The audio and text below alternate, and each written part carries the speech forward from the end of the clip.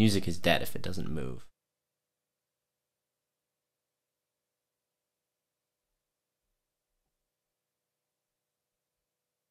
When I was a young kid, my parents used to play me a lot of music that they liked when they were younger.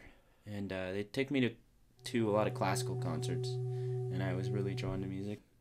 I really wasn't that into classical music at the time. I fell asleep.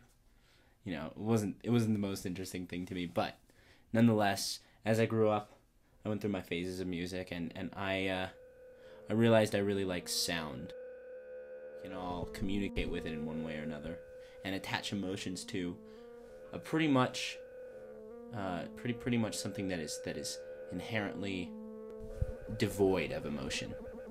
I went in there just to see what it was like. I just wanted to see if I could make any sound come out of it. I fooled around a bit, didn't understand anything about it at all.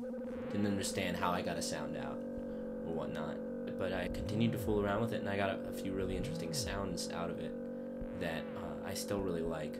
In no way am I any more special than anyone else in the musical world, but I really think that less people have explored the way that rhythm and melody can be incorporated along with experimental instruments like the analog synthesizer to create a sound along with organic instruments that is, in a way, completely different than most of the music we listen to.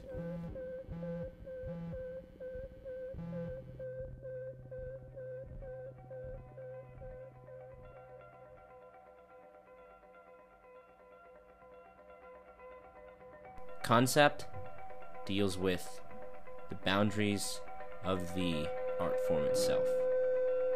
If it's art, visual art, painting, it's the canvas, it's the colors that you can use, it's the kind of materials that you have.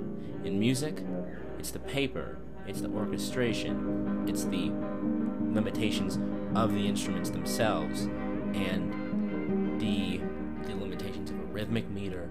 These things are the limitations. That's concept. Working with those is concept. Working with idea is working with things that we can't express. For a complex form in music, what is needed is a figure in motion and a plane that is itself mobile. Otherwise, you have sound effects.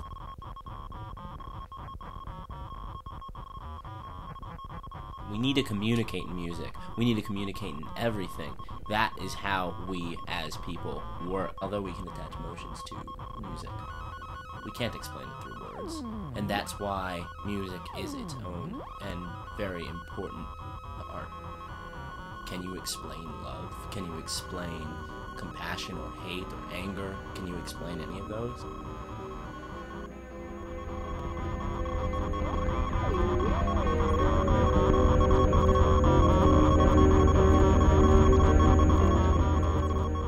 Instruments hold a very, very, very specific warmth to them that we don't understand because we just see them as machines that do what we tell them to do. But an instrument does the same thing. Any instrument does the same thing. We move our hands and the instrument makes a sound. It's the same exact thing. You move a knob and it creates a sound. You can communicate with an analog synthesizer a huge amount of warmth that you, just like you can with something else, with natural instruments. Which is why, like I said before, I'm so interested in both of them combined together, because they create this feeling that we can see in life. The art itself is listening. The art itself is actually trying to listen instead of sing along or play along or do any of that. I think if we pay attention to what's happening around us, it's really easy to think about music in a different way.